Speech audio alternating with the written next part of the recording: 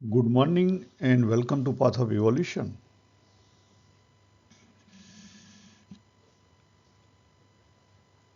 ઘણા સમયથી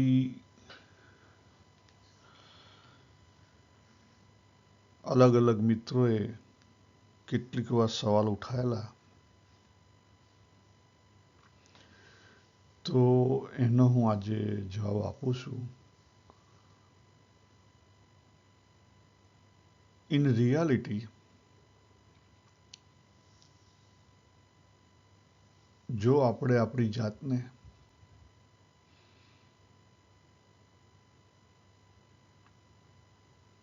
આત્મા અથવા સમજતા હોય અક્ષર, બરાબર, તો એનો કોઈ ભૂતકાળ નથી અને આપણે ભૂતકાળ બને ત્યાં સુધી રિપીટ નહીં કરવો જોઈએ. પણ અત્યારે રિકોલ કરી રહ્યો છું એ એક જ માત્ર એનો અભ્યાસ કરીને એમાંથી કંઈ શીખવા માટે રિપીટ કરી રહ્યો છું. બીજો કોઈ હેતુ નથી.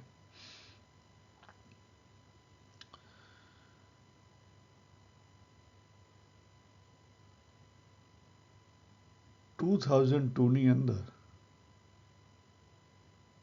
હું BAPS સ્વામિનારાયણમાં જોડાણા, કારણ કે એ સમયે અમે ન્યૂઝીલેન્ડ હતા અને ત્યાં આપણો હિન્દુ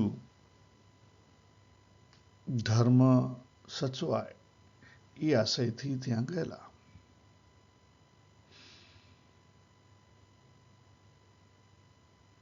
અને એમાં પછી લગભગ એવું કહી શકાય કે 2015 સુધી ઇન ડેપ્થ મેં મારી રીતે અભ્યાસ કર્યો. ભગવાન સ્વામિનારાયણે ગઢડા મધ્ય 2ની અંદર 3 સ્ટેપની સાધનાની વાત કરી છે.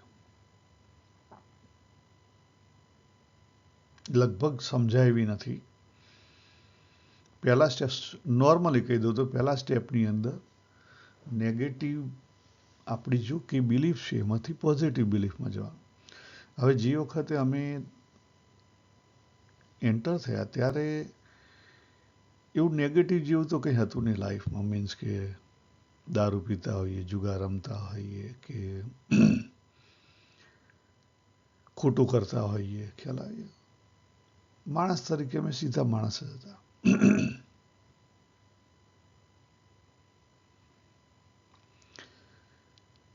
બીજું સ્ટેપ આવે આત્મચિંતનનું. મીન્સ મેની બિલીફમાંથી લેસ બિલીફમાં જવાનું. હવે આ વસ્તુ તમને કોઈ નહીં શીખવે.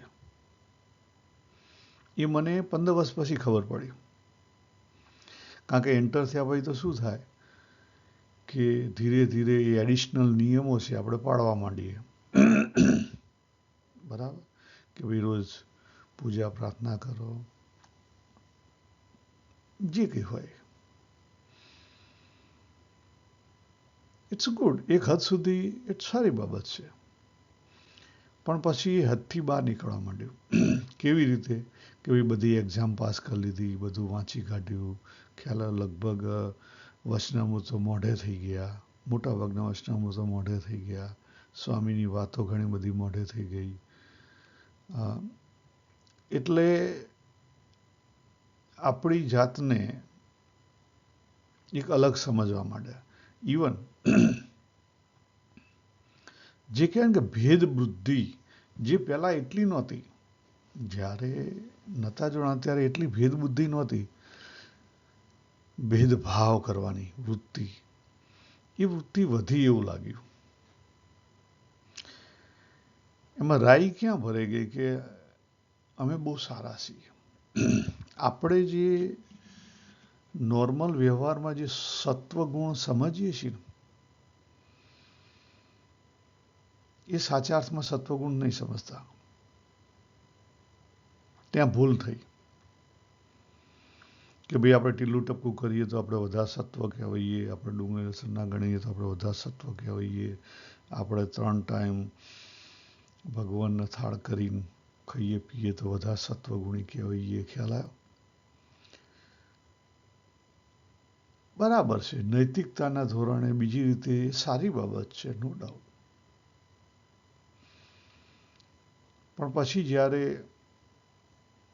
ભગવદ્ ગીતાનો સાથે અભ્યાસ થયો અને ડિટેલિંગ કર્યું અને જાતે એક્સપિરિયન્સ ઉપર અંતરદ્રષ્ટિ કરી ત્યારે ખબર પડી કે આ તો ઈગો સંતોષાય છે મારો. હવે એમાંથી કેવી રીતે નીકળવું? બહુ કારણ કે સ્ટેપ 2ની સાધના, એમાંથી કેવી રીતે નીકળવું? અઘરી બાબત થઈ ગઈ. પેલું છે ને પ્રથમનું 24મું વચનામૃત, બ્રહ્માનંદ સ્વામી છેલ્લો ભાગ પ્રશ્ન પૂછે છે મહારાજને કે મહારાજ બધું કરી શકીએ છીએ પણ અંતરમાં સૂનું સૂનું છે. હવે એટલી ખબર પડવી પણ અઘરી છે. હવે એ ખબર મને 15 વર્ષે પડી. એટલી ખબર પણ મને 15 વર્ષે પડી. કારણ કે જ્યાં સુધી આપણને આ બધું સારું સારું લાગતું હોય, સારું સારું ગમતું હોય, આપણો ઈગો સંતોષાતો હોય ત્યાં સુધી તો એ દ્રષ્ટિ પણ ના આવે. બહુ મોટી દ્રષ્ટિ છે.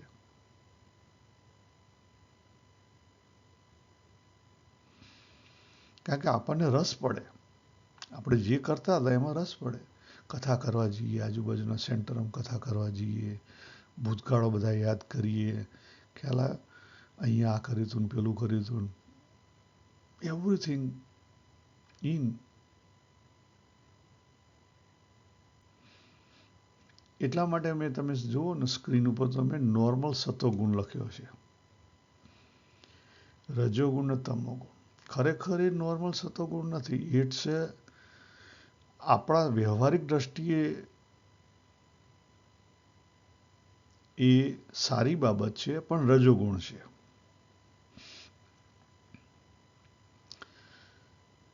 સાચા અર્થમાં સત્વગુણ તો શું કહેવાય? બેલેન્સિંગ એ સત્વગુણ કહેવાય.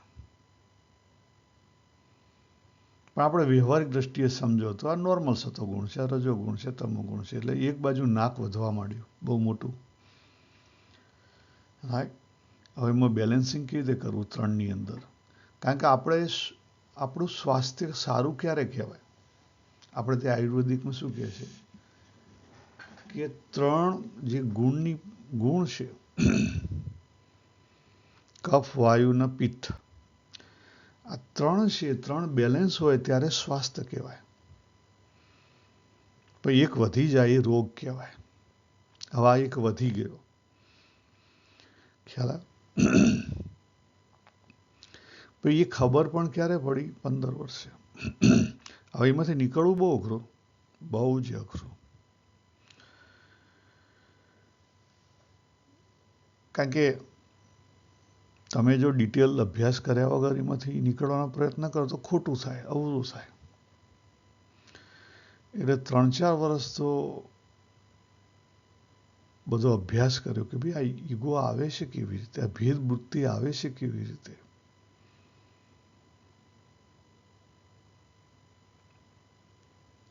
અને પછી ધીરે ધીરે સમજાયું કે આજે બધી પ્રવૃત્તિ કરવા માંડેલા એના કારણે સબકોન્શિયસ માઇન્ડમાં એ બધી પ્રવૃત્તિ જતી રહી. એટલે રવિવારની સભા હોય, 5 વાગ્યા પહેલાં બેસી જાઓ તો એ કેવી રીતે થાય? સબકોન્શિયસ કરે. બરાબર. અને બીજી ઘણી બધી જગ્યાએ ઈગો શું થાય? રસ પડે. શું થાય? રસ પડે. એટલે ઈગો સંતોષાય એટલે કામ થાય. માનના આધારે ટકી રહે. હવે આને તોડવું કેવી રીતે? આમાંથી નીકળવું કેવી રીતે? તોડાય તો છે નહીં, પણ નીકળવું કેવી રીતે? અને ભગવાને નસીબ જોગે એક ચાન્સ આપી દીધો. કોવિડનું ક્લોઝ આઉટ આવ્યું. એટલે જે બહારની એક્ટિવિટી છે ને એ બધી બંધ થઈ ગઈ. એટલે જે કહેવાય ને કે દેખાદેખી અથવા દેખાડવાની કે જે અંદરથી ઈગો જે મોટો થતો હતો, કે ભેદવૃત્તિ આવતી હતી, એ ધીરે ધીરે થોડીક ઓછી થઈ.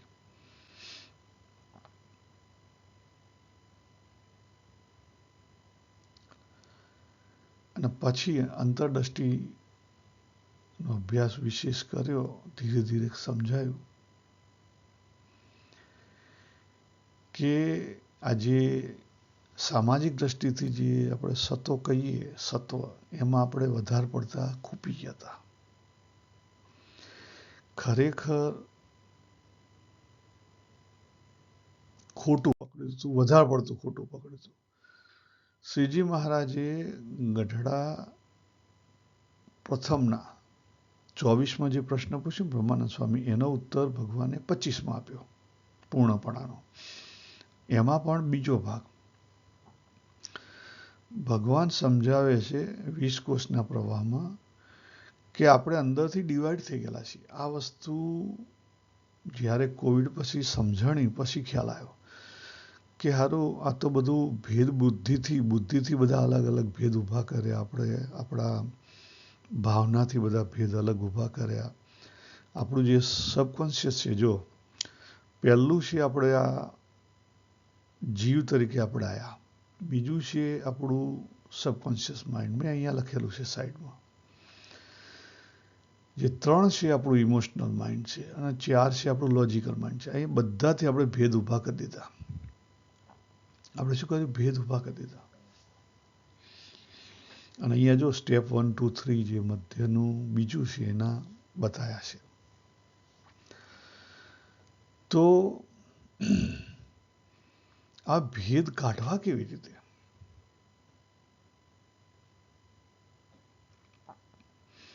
ભેદમાંથી પર કેવી રીતે થવું? ખ્યાલ બહુ મોટી તકલીફ ચાલુ થઈ કે આ ભેદ વૃત્તિ ચાલુ થઈ, એના પછી પર કેવી રીતે થવું? અને ડિટેલ ભગવદ્ ગીતાનો અભ્યાસ ચાલુ કર્યો.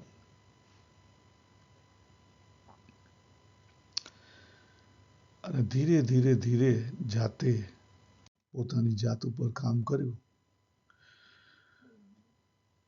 ત્યારે ખબર પડી કે અંદર રહેલો જે ભાવ છે, અંદર જીવમાંથી જે ઉઠે છે, જેને આપણે શું કહીએ સ્વભાવ,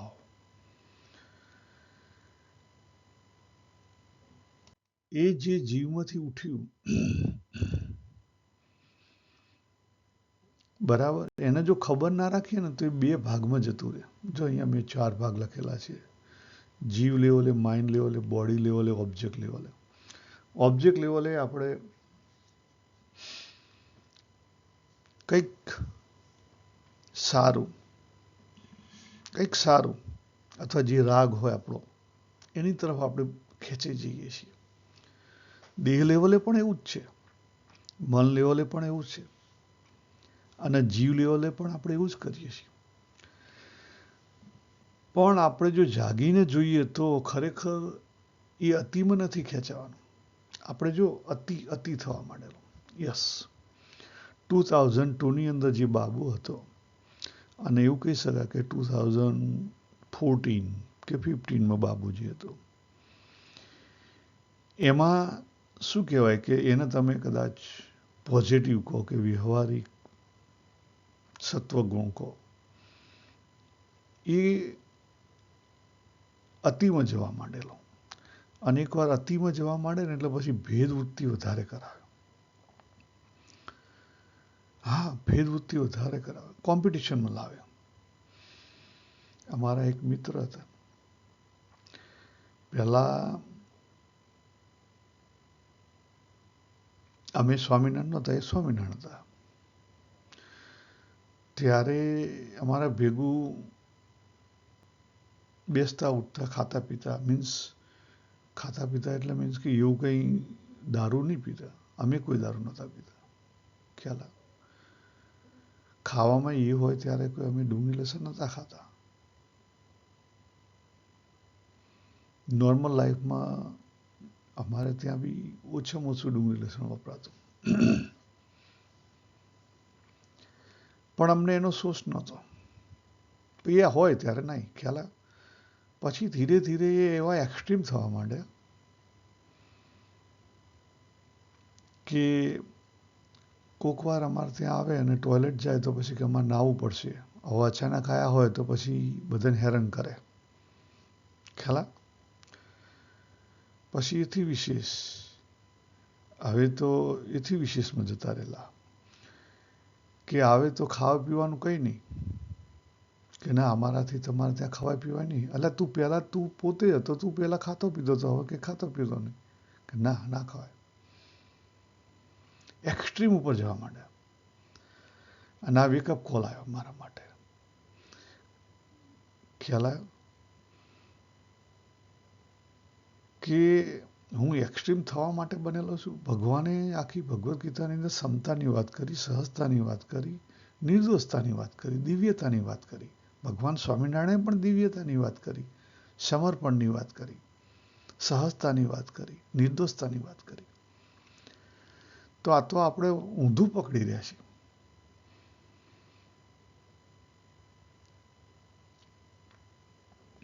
અને પછી ધીરે ધીરે ધીરે એ જે સમતા છે, સમતા સમજવાથી ના આવે. ધીરે ધીરે ધીરે એક્સપિરિયન્સ બેઝ ઉપર લાઈફ જાય અને સમજાય કે આ જે જીવન છે, આ જીવન છે એ 3 લેવલમાં જીવન છે આપણું. બરાબર? કેટલા લેયરમાં છે? 3 લેયરમાં છે. પહેલું લેયર છે કે આપણું વ્યવહારિક જગત. વ્યવહારિક જગતમાં વ્યવહાર પ્રમાણે રહેવું પડે. દાખલા તરીકે અહીંયા આપણે ઓસ્ટ્રેલિયામાં છીએ, તેના ડ્રાઇવિંગ્સના રૂલ્સ એ પ્રમાણે જીવવું પડે. આપણે અમેરિકા જઈએ તો પછી આ ડ્રાઇવિંગના રૂલ લાગુ પડે નહીં, એના અલગ લાગુ પડે, એ પ્રમાણે ચલાવવું પડે. અહીંથી ઊંધા છે, અલગ છે, દિશા અલગ છે. અહીંયા આપણે લેફ્ટ હેન્ડ ચલાવીએ, એ લોકો ત્યાં રાઈટ હેન્ડ ચલાવે. હવે ત્યાં આ નિયમ કરવા જઈએ શું થાય? મુશ્કેલી થાય. એટલે લોકાલિટીનો જે રૂલ્સ હોય, રેગ્યુલેશન હોય, કોમન લો, શું કહેવાય ને? કોમન લો. તો એ કોમન લો પાળવા જરૂરી છે. બીજું છે આપણું કોસ્મિક લાઈફ. કોસ્મિક લાઈફમાં એને રિસ્પેક્ટ આપવું જરૂરી છે. દાખલા તરીકે હવે ઠંડી ચાલુ થઈ તો ઠંડીને રિસ્પેક્ટ આપવું પડે. આપણું ચાલે ના ચાલે? અત્યારે વહેલી સવાર છે, હવે દિવસ ઉગશે, તો એમાં કંઈ આપણું કંઈ ચાલે ના ચાલે?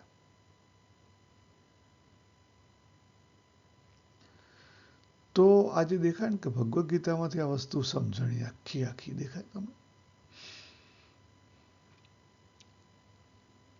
કે આખું જગત છે એનામાંથી ઊભું થયું. વાસુદેવ સર્વમિતિ. ભગવાન જે કંઈ આપણે પછી એના સ્વામિનારાયણ ભગવાન માન્યા તો સ્વામિનારાયણ ભગવાન, તમને જે મૂર્તિ સાથે પ્રેમ હોય, કૃષ્ણ મળે તો કૃષ્ણ, એ સર્વ કરતા હતા છે. આ રૂલ્સ જીવનમાં આવવો જોઈએ. શું કે? સર્વ કરતા હતા. અને એ આવે તો પછી આ ધીરે ધીરે સમજાય. આ ગોલ્ડન રેશિયો છે આપણા એક્શનનો, કર્મનો, આખો ગોલ્ડન રેશિયો છે. એ સમજાય. અને આ શું છે?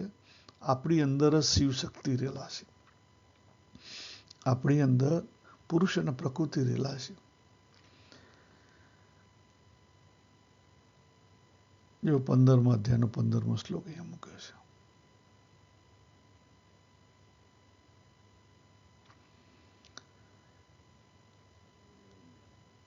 જાગ્રત, સ્વપ્ન અને સુષુપ્તિ, ત્રણેય જે અવસ્થા છે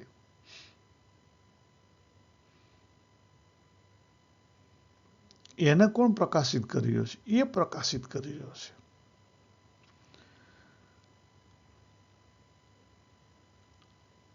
અત્યારે જે બોલાય છે મન, કર્મ, વચન, એ એક થાય, એકત્વમાં આવે તો ભેદભૂતિ ધીરે ધીરે ઓગળે, નહીં તો ઓગળે નહીં. અને તો પછી ભગવાનની જે ટોટાલિટી હોય સમજાય. બાકી ટોટાલિટી ભગવાનની સમજાય નહીં. ત્યાં સુધી આપણે ભગવાનના સર્વ કરતા હતા સમજ્યા જ નથી. એવું કહી શકાય કે નહીં, પેલું કોઈ કવિતા છે ને કે ધૂપ છાંવ હે પ્યાર તુમારા, કભી હસાએ કભી રૂલાએ, પણ હાથ ના આવે. આ જીવન એનું આપેલું છે. તો કર્તવ્ય નથી કરવાનું, કરવાનું છે. પણ કર્તવ્ય શા માટે કરવાનું છે? કે આપણી જે એનર્જી છે એને હાર્મોનાઇઝ કરવા માટે, સમતામાં લાવવા માટે. આપણો સ્વભાવની અંદર જે દોષ રહેલા છે એ દોષને સમત્વમાં લાવવા માટે. જો આખું ભગવદ્ ગીતામાંથી તમે જુઓ તો જ્યાં જુઓ ત્યાં સમતાની વાત કરેલી છે. આપણે આપણું કર્તવ્ય કરવું જ પડશે. નહીં કરીએ તો બી એ રેલાશે જ. એ રેલાશે જ.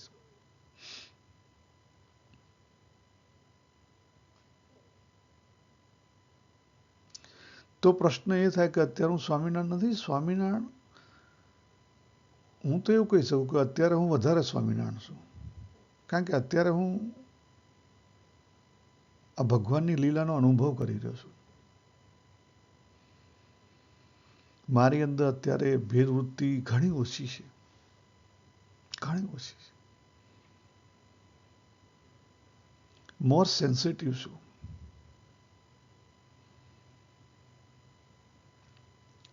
જેટલી કે 5 જે સેન્સ છે એનાથી એની સેન્સિટિવિટી ઘણી વધી.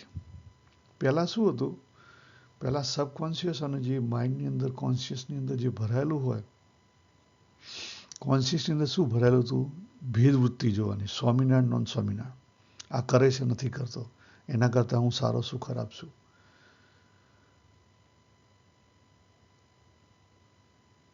હવે ઘણી બધી સહજતા આવી. અત્યારે સ્વામિનારાયણના કોઈ ફંક્શનમાં જવું હોય તો હું પ્રેમથી જઈ શકું છું. ઈસ્કોના ફંક્શનમાં જવું હોય તો પ્રેમથી જઈ શકું છું. પહેલાં નહોતો જઈ શકાતો. જેકોબના ફંક્શનમાં જવું હોય તો પ્રેમથી જઈ શકું છું. પહેલાં અલગ રહેતો હતો, અલગતા હતી. ખરા જો અહીંયા મેં અમુક શ્લોકો મૂકેલા છે સમજવાના, હું ડીપરમાં નહીં જાઉં, પણ કહેવાનો અર્થ એક જ કે જ્યાં સુધી આ વસ્તુ ના સમજાય, અનુભવાય નહીં, સમત્વ અનુભવાય નહીં, ત્યાં સુધી સમત્વ આવે નહીં. એ અનુભવનો વિષય છે, સમજવાનો વિષય નથી. સમજવામાં તો ભગવદ્ ગીતામાં ઘણું બધું આપ્યું છે, પણ નહીં સમજાતું. ડાયરેક્ટલી ઇનડાયરેક્ટલી વચનામૃતમાં આપ્યું છે, પણ નહીં સમજાતું. એમાંથી તો ઈગો પકડાય છે. કારણ કે કંઈક કરીએ તો બીજાની દ્રષ્ટિમાં આપણે સારા લાગીએ, એટલે આપણું બધું ફોકસ ક્યાં જતું રહે, કરવા ઉપર. એટલે આપણે ખરેખર જે આપણે બીઈંગ છીએ, ફિલિંગ ઉપર જે છે આપણું, આપણી જીવની અંદર જે આપણે પોતાનો ભાવ છે, સ્વભાવ છે, એના સાચા અર્થમાં આપણે ઓળખી નહીં શકતા. કે દાખલા તરીકે બાબુ લીમડો છે, તો એને આંબાનો ઓઢવાનો નથી, એને એ જે લીમડો છે એ સાચા અર્થમાં લીમડો બનવાનો છે. આ જગતની અંદર લીમડાનું એક અસ્તિત્વ છે. એ કોણે મૂકેલું છે? ભગવાને મૂકેલું છે. એ ભગવાન પોતે બનેલા છે. શા માટે? એક એક્સપિરિયન્સ માટે. એટલે આપણી અંદર પણ જે કંઈ ડંખ હોય એ કાઢી નાખવાના છે. જો મારો શબ્દ યાદ રાખજો, ડંખ. ડંખ ઊભા નથી કરવાના, કાઢવાના છે. અને ડંખ નીકળે તો સમતા આવે.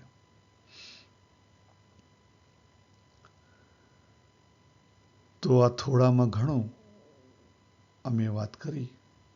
આપણે અહીંયા પૂરું કરીએ. સર્વેને જય શ્રી કૃષ્ણ, જય સ્વામિનારાયણ. હરિઓમ તત્સત, હરિઓમ તત્સત.